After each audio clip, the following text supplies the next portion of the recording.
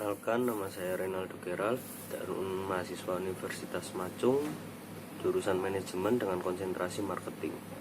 Dengan nomor induk mahasiswa 111810058. Video ini dibuat sebagai nilai untuk kuis besar mata kuliah IT for Marketing. Di sini saya akan memberikan tanggapan saya terkait dengan konsep utilitarianisme pada iklan atau video iklan yang sudah disepakati oleh kelas kami. Video tersebut saya cantumkan pada kolom deskripsi. Setelah kita melihat iklan tersebut, bisa kita pahami bahwa iklan tersebut merupakan iklan dari perusahaan Dior, khususnya produk parfum dengan tagline Miss Dior. Dari iklan tersebut bisa kita lihat diperankan oleh seorang wanita yang menggambarkan tentang kehidupan pribadi, hobi, dan karirnya. Utilitarianisme sendiri merupakan suatu teori dari segi etika normatif yang menyatakan bahwa suatu tindakan yang patut adalah yang memaksimalkan penggunaan atau utility. Biasanya didefinisikan sebagai memaksimalkan kebahagiaan dan mengurangi penderitaan. Dari iklan tersebut juga terdapat embel-embel yang dituliskan dengan tulisan love, di mana pada dasarnya seorang wanita juga membutuhkan untuk disayangi atau dicintai. Nah, iklan tersebut bisa dikatakan vulgar ataupun ada konten porno atau tidak, tergantung dari persepsi setiap orang. Nah, segmentasi yang diambil oleh Dior yaitu konsumen yang berusia 18 tahun sampai 21 tahun ke atas, di mana usia tersebut merupakan usia yang sudah cukup dewasa, yang sudah memiliki pemahaman akan sex education. Nah, iklan tersebut menurut saya merupakan iklan yang baik, sesuai dengan segmen yang ditargetkan dan diposisikan oleh perusahaan Dior. Jadi menurut saya iklan tersebut sangat cocok dan pantas dengan menggunakan embel-embel kata love dan diperankan oleh seorang wanita, di mana parfum atau produk yang dipromosikan oleh perusahaan Dior merupakan parfum khusus untuk wanita. Demikian tanggapan dari saya. Terima kasih.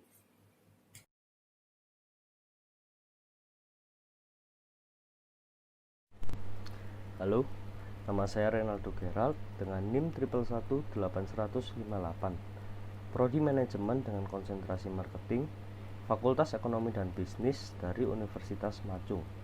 Nah, di sini saya akan membahas mengenai produk atau brand yang saya gunakan, yaitu Samsung. Nah, siapa sih yang nggak tahu Samsung? Samsung itu merupakan brand smartphone maupun brand gadget ataupun elektronik yang sudah cukup terkemuka di dunia.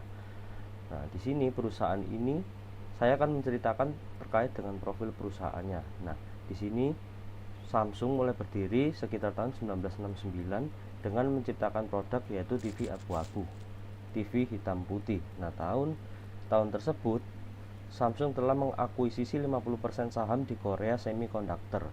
Nah, kemudian pada tahun 90-an Samsung mengalami masa-masa kelamnya. Di sini Samsung mengalami berbagai macam kegagalan. Namun pada tahun 2000-an mereka bangkit.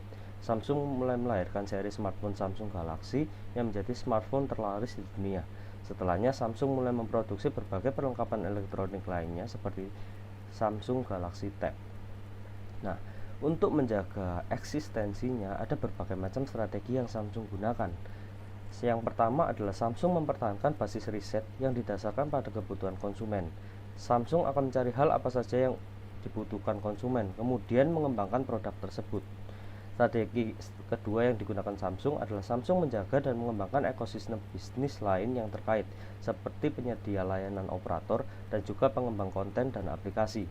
Kemudian strategi ketiga yang digunakan Samsung terus menjalankan kerjasama dengan retail partner untuk mendistribusikan produk ke penjuru Indonesia, termasuk bekerjasama dengan PT Erafone Arta Retail Indo yang telah mengoperasikan 29 outlet Samsung Experiential Store. Kemudian strategi 4 Samsung tidak pernah menutup mata terhadap perkembangan teknologi, meskipun saat ini Android tengah merajai OS smartphone. Nah, di sini artinya Samsung terus berinovasi untuk mengembangkan produk-produk teknologi yang semakin canggih dengan build quality yang bagus yang menyenangkan konsumen. Nah, kemudian saya akan membahas terkait dengan tipping point. Nah, tipping point ini dibagi 3. Yang pertama adalah law of the few. Law of the few ini adalah tentang si orang atau si agen penginfeksi. Artinya, siapa sih konsumen yang ditargetkan oleh Samsung? Samsung menargetkan konsumen yang memiliki pendapatan yang tetap atau pendapatan yang relatif lebih tinggi, karena produk Samsung merupakan produk HP yang memiliki harga yang cukup tinggi. Namun dengan harga tersebut, Samsung menawarkan spesifikasi yang tinggi dan juga build quality yang baik. Kemudian ada stickiness factor. Stickiness factor ini tentang hal dan cara penyampaian kepada khalayak. Maksudnya gimana sih cara Samsung untuk menyampaikan produk mereka kepada konsumen? Di sini Samsung menggunakan iklan dengan model atau influencer di dalamnya. Kemudian Samsung juga memberi video-video iklan yang mereka upload di sosial media dan juga YouTube, bahkan official website mereka. Jadi Samsung menawarkan video-video yang menarik mata konsumen untuk melihat dan melirik produk Samsung, seperti contoh layar AMOLED, kemudian ada kamera dengan megapiksel yang tinggi, gaming experience yang sangat bagus, build quality yang bagus, waterproof dan shockproof. Nah, kemudian yang ketiga ada power of context. Di sini menjelaskan tentang situasi dan kondisi yang mendukung proses penyampaian suatu epidemi. Segala sesuatu, baik itu waktu, tempat, musim, lingkungan, jumlah orang, dan pada suatu organisasi yang lainnya yang mendukung keberhasilan penyebaran epidemi. Baiknya suatu epidemi yang baik kita sebar kepada khalayak itu dikirim di lingkungan yang seperti apa sih, di mana, kapan. Nah, di sini Samsung menawarkan produk-produk mereka dan mengeluarkan produk-produk mereka tidak tentu. Kadang di musim semi, bahkan musim winter. Nah, ini mereka untuk waktu-waktu yang mereka gunakan untuk mempublish produk-produk mereka menandainya dengan bersaing dengan kompetitor. Misal Samsung mencetuskan layar AMOLED, kemudian kompetitor juga mengeluarkan layar AMOLED.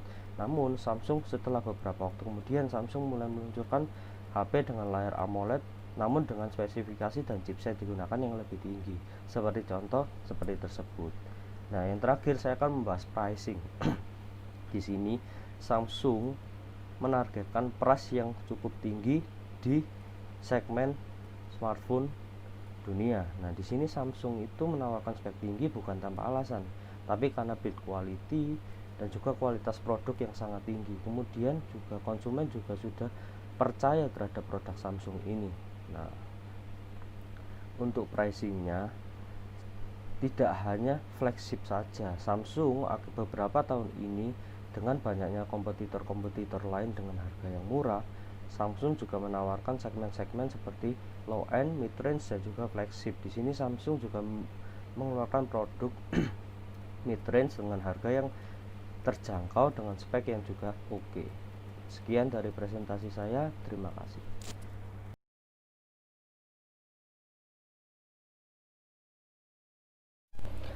Halo, perkenalkan nama saya Renaldo Gerald dengan NIM 1111858, Prodi Manajemen dengan konsentrasi Marketing, Fakultas Ekonomi dan Bisnis dari Universitas Majung. Melalui video ini saya akan menjelaskan terkait dengan Edward Games. Perusahaan yang saya ambil adalah IKEA. IKEA merupakan perusahaan Swedia yang bergerak di bidang perabot. Ada perabot rumah tangga, perabot furniture, dan lain-lain. Kebetulan saya sudah pernah datang ke toko atau perusahaan mereka yang berada di Jakarta.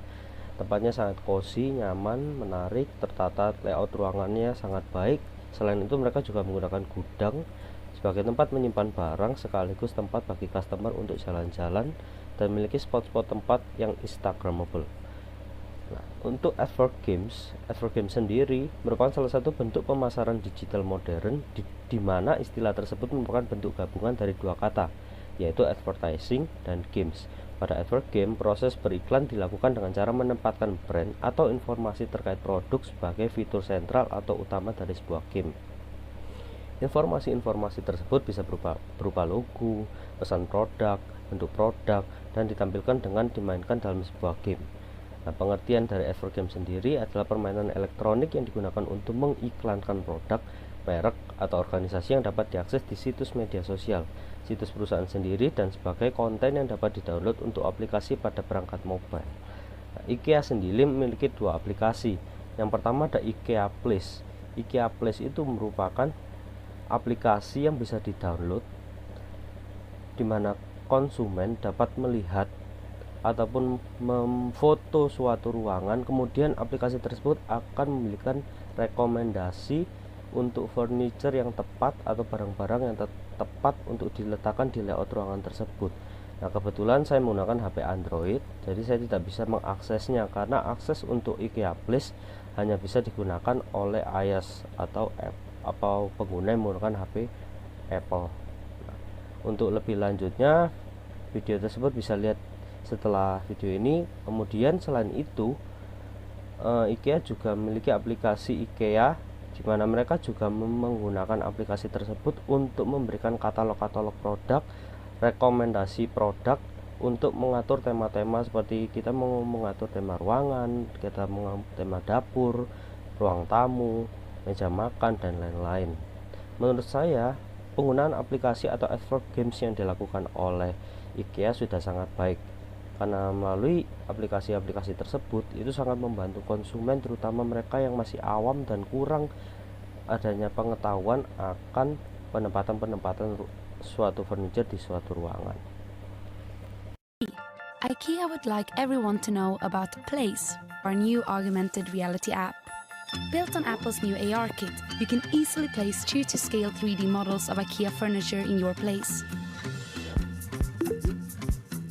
Scan, browse, select, move, and place. So that could mean less of this, and less of this, and probably more of this. We want to make it easier for people everywhere to imagine a better place. Share this place and this place. Try Place in your place. Selain dari IKEA Place, aplikasi lainnya yang bisa kita gunakan adalah IKEA yang bisa kita akses melalui Play Store. Ini ada IKEA Indonesia. Ya, ini adalah aplikasinya, dimana ini ada seperti bantuan dari katalog dari IKEA yang mempermudah konsumen untuk membeli perabot apa yang akan mereka beli. Saya ambil contoh adalah bedroom. Di sini bedroom yang ditawarkan ada wardrobe, beds, mattress, bedline. Coba saya ketik beds. Di sini adalah beds yang ditawarkan oleh IKEA. Dengan ketik ini kita bisa melihat harga-harga mereka. Contoh lain seperti kita ada di dapur atau kitchen. Nah, di sini ada perabot-perabot yang ditawarkan. Kemudian saya memilih kitchen aksesoris. Ini ada aksesoris macam-macam seperti sendok dan garpu. Berikut kita adalah harga-harganya. Nah, itu adalah aplikasi IKEA Indonesia yang bisa mempermudah konsumen. Ini adalah inspirasi-inspirasi untuk furniture yang bisa kita gunakan di berbagai tempat di dalam rumah. Selain itu ada juga info baru terkait dengan produk-produk baru yang ditawarkan oleh IKEA. Sekian dari saya, terima kasih.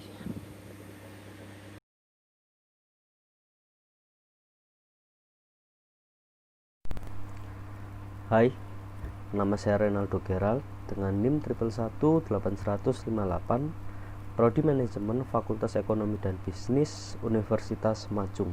Pada video ini saya akan menjelaskan CRM yang dilakukan oleh Starbucks. Sebelumnya kita harus tahu dulu apa sih itu CRM.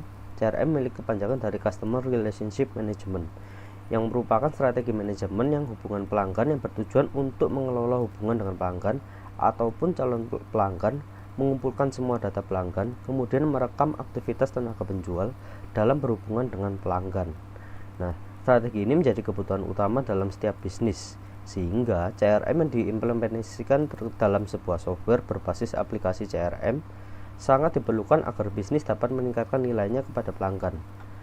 Nah, kemudian Starbucks sendiri merupakan suatu brand kopi atau perusahaan kopi ataupun jaringan kedai kopi yang berasal dari Amerika Serikat yang menjual produk-produk kopi, namun tidak hanya kopi saja.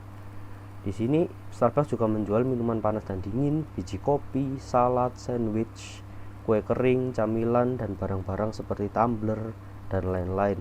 Starbucks sendiri merupakan perusahaan kopi terbesar yang ada di dunia dengan 20.336 kedai di 61 negara. Nah, Starbucks ini bisa menjadi sebesar ini karena mereka sangat mempertahankan kualitas kopi. Kemudian selain itu mereka juga sangat menghargai pelanggan. Jadi di setiap gerai ataupun kedai Starbucks mereka menawarkan ruangan ataupun tempat yang sangat nyaman, dingin, dan memiliki fasilitas yang membuat para pelanggan itu menjadi sangat nyaman ketika berada di Starbucks, seperti AC yang dingin, fasilitas wifi, kemudian musik yang tenang. Nah, kemudian saya akan membahas CRM yang dilakukan oleh Starbucks.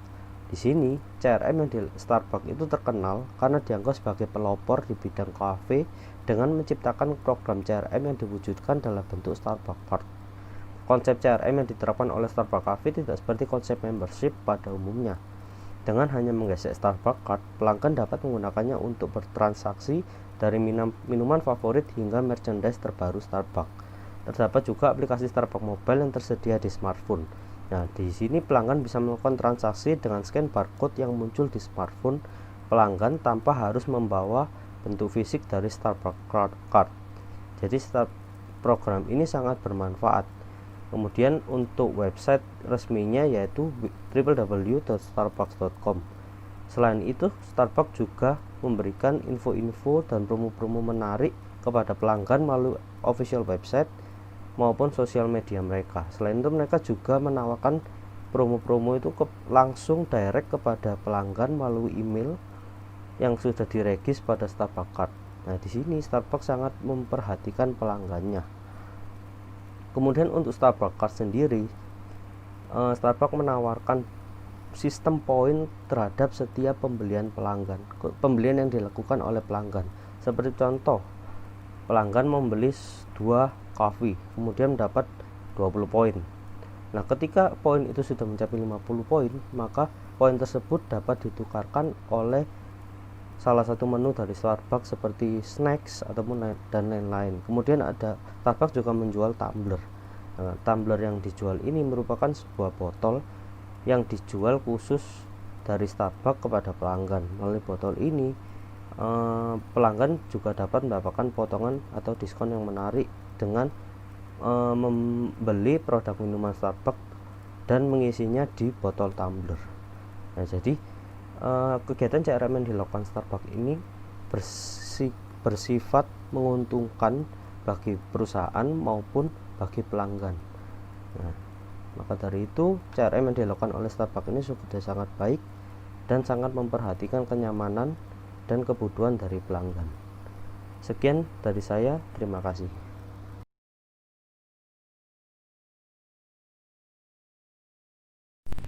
Halo, nama saya Renaldo Gerald dengan NIM 1111858,